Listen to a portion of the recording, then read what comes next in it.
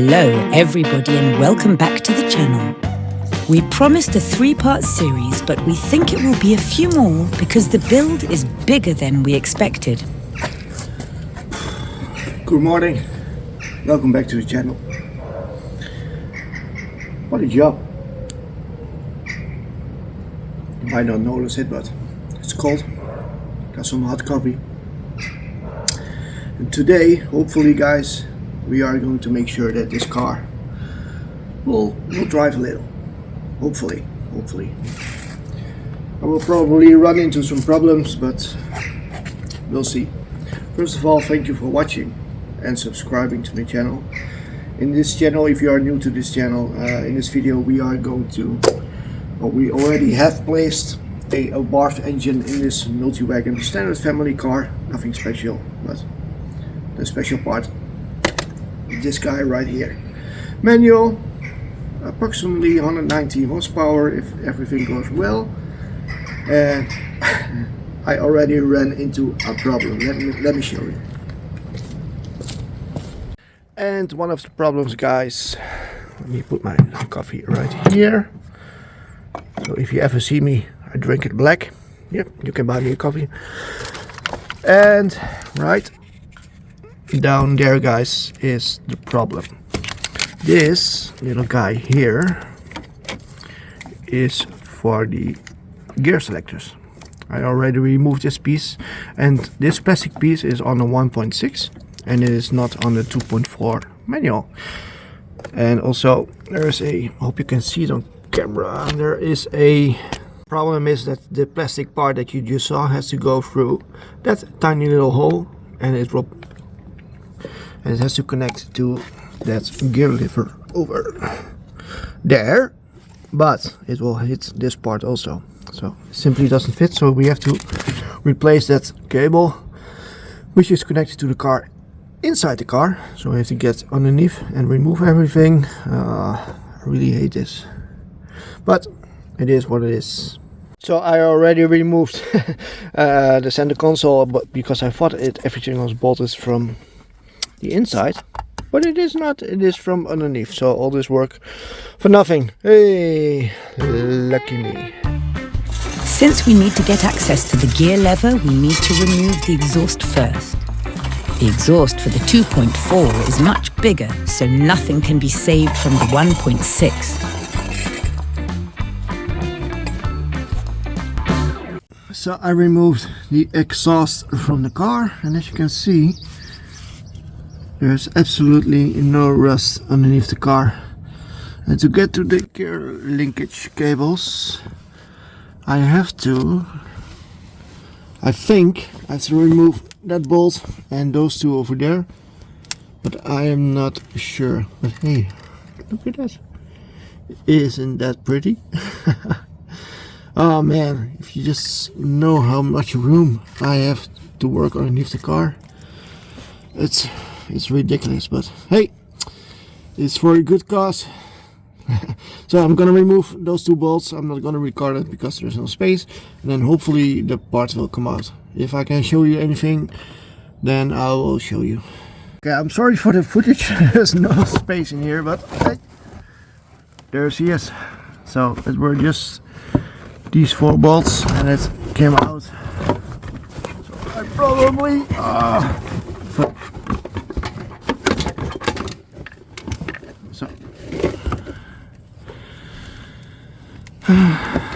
as to get this one linkage cable, and where's the other one? There. Look underneath the car. Absolutely no rust. It's unbelievable. This one has to come out. Yay! Man, and that on my age. Subscribe, guys. Subscribe. Thank you.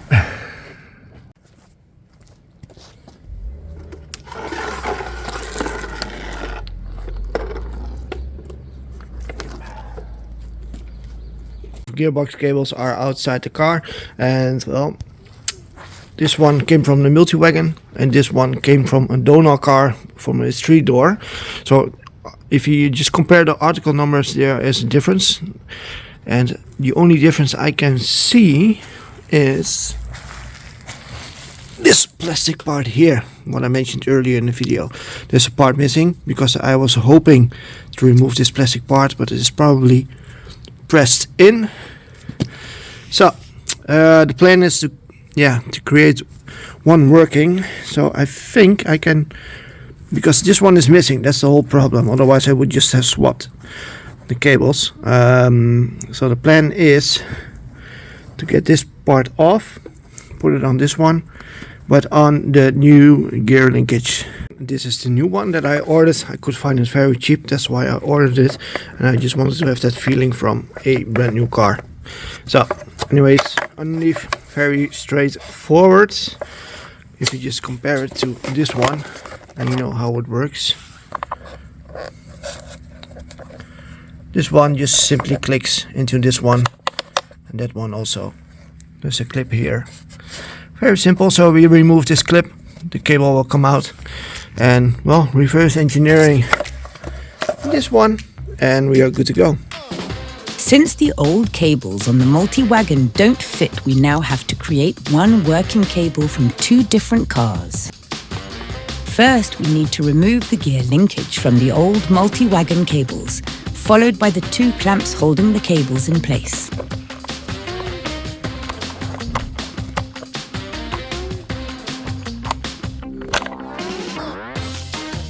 Now that both clamps have been removed, we can simply remove the old cable from the gear selector housing.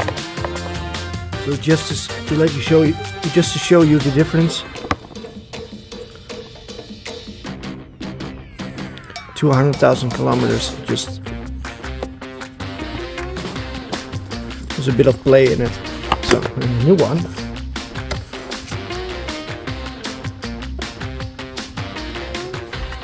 it just sticks, there's no play. Perfect. We then add some grease and install both cables in the gear selector housing.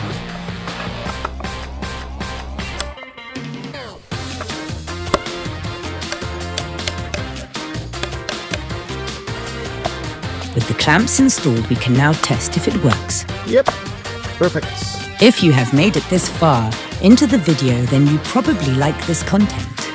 While Mark is fixing the wiring, you might consider subscribing to the channel so you won't miss the grand finale. Guys, I got some good news and I got some bad news. First of all, I managed to get the cable and this part in, so this is the main reason why I had to do all that work. So this one, this just pops on onto the little ball right there, and there's another one on the bottom for the reverse gear. So I had to remove the gear linkage again. And the reason is that for reverse gearing and all the gears, of course, this one is too big. And the problem is I need to use this one, which I of course broke. So now we have to try to see if we can fix it again. So basically,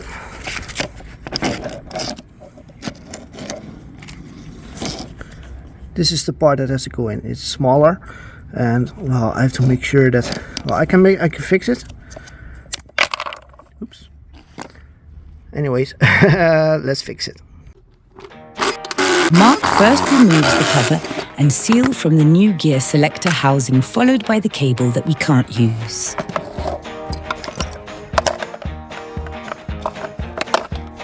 Then, Mark removes the old cable with the plastic piece from the multi-wagon and installs the cable on the new gear selector housing. In the end, we need to use the linkage from the multi-wagon, otherwise we had to buy new cables.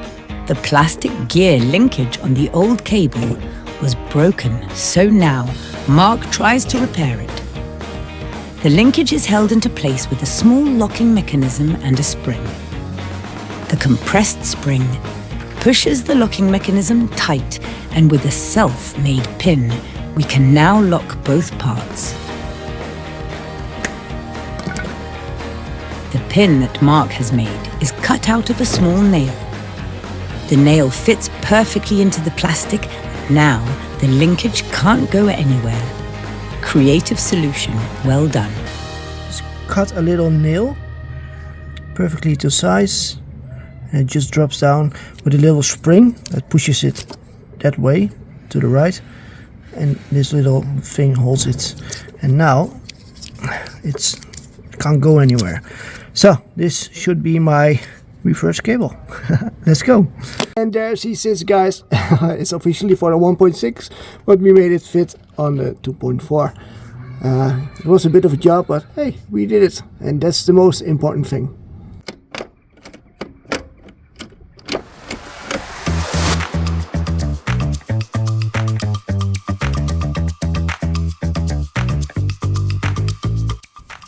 Mark and Tim thought that it would be a great idea to install the steering rack and torsion bar on the subframe while the subframe is in the car. That is not going to fit, but of course we are dealing with two stubborn men. And then, to make it even more fun, Tim asked Mark if he had the plastic cover on the steering rack. But Mark then realized that he threw the old steering rack away.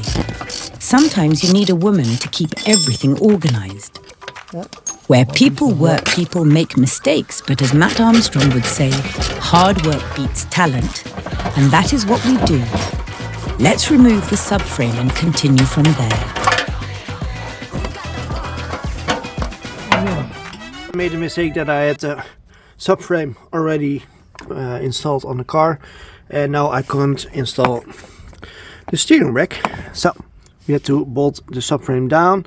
Now I'm gonna place the subframe right over there and put this one already on it, and then hopefully I can get it in the car. As you can see, there is absolutely no space to work in, so I'm gonna try to record it, doing my best. Now that Tim left, Mark is all alone again working on the subframe by himself. Now it is time for the difficult task to get the subframe, steering rack and torsion bar installed on the car with just one hand and a jack. The torsion bar is installed with 4 bolts. It is doable to install it when the subframe is in the car, but as you can see, this is much easier. We wanted to use the torsion bar from the Bravo since that one is 4 millimeters thicker, but it did not arrive on time. As you can see, it is very difficult to install the subframe on the car with such little space to work in. The jack is holding the other side in the air, and Mark is pushing the subframe up in the air, hoping the bolt will take the thread. The earlier models have a different size in subframe bolts. From the year 2001 till 2005, the wishbone bolts have a different size compared to the later models. So if you ever want to buy new wishbones, then carefully check the date of the car, otherwise the bolts won't fit. Are you tired, Mark?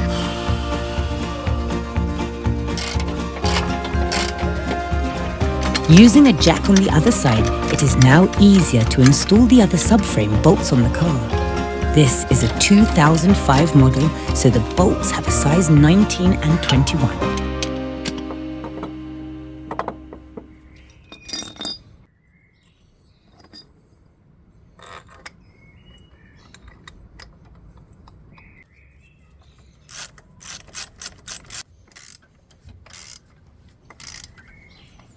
Okay, time to install the aircon belt,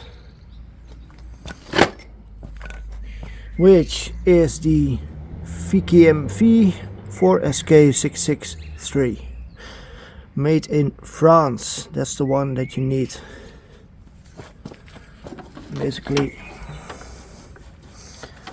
first the aircon one, and then just lower this one down, and then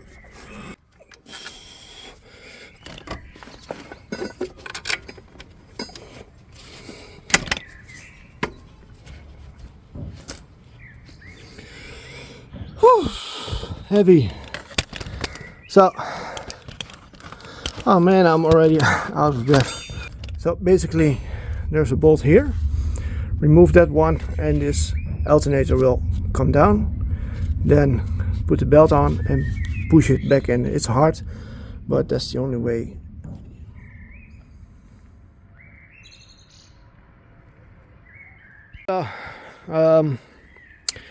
We did a lot today, but it feels like, or if you just look at it, it just looks like we did nothing today.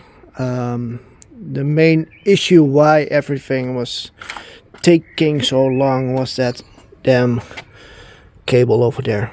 Oh man, I wish I figured that out earlier. Then I would have finished everything today, probably at least got it running. But it is what it is. Sometimes you win and sometimes you lose, and if you are working like this, like me, on the street, you're obviously losing more than you win. But hey, we got the beast running, we got our first belt on, so that's great. And in the next video, guys, we are going to reassemble everything. Another reason why it took so long is that I did not have this fan. This one is for the 2.4 and I only got the one from the 1.6, so I couldn't do that also. And this is the one for the 1.6, and as you can see, well, that does not really fit. So if you take the 2.4 one, come on, yes, much bigger. That one belongs in there, but that will all be for the new video where we are going to reassemble everything in here. What a mess. Might have been some people that saw that brake caliper hanging on its brake line. Don't worry, I've got new brake lines made by TRW. Well guys, that's it for today. The end of this video. It's getting dark. I adjusted the lighting so it might look a lot brighter than it is right now, but it is dark. I'm sorry that the car does not drive. I had a problem with the gear shifter cables, and it is what it is. It's carnival this weekend, so I couldn't get a second-hand part because everything is closed. So I just had to rely on my honest, try to fix it yourself. So that's what I did, and we succeeded. But yeah, another day lost, and tomorrow I have to work again. I've got a full-time job. This is just a hobby, but it is what it is. It's fun. I'm glad you all guys joined me. So I'm sorry about this video. I have no idea how long it is, but I did some preparations also. Look at this. Isn't this sexy? Oh, this is sexy. Purple socks. Yep. In the next video, guys, we are going to install this sexy thing, reassemble everything. Yeah, in the next video it will be, yeah, we are going to drive this car, trust me. Thank you for watching, and if you are watching this in the weekend, I wish you a nice weekend. If you are watching this Monday, then you must know that today is Sunday, so I all started this in just one day. Yeah, I'll see you in the next one. Bye.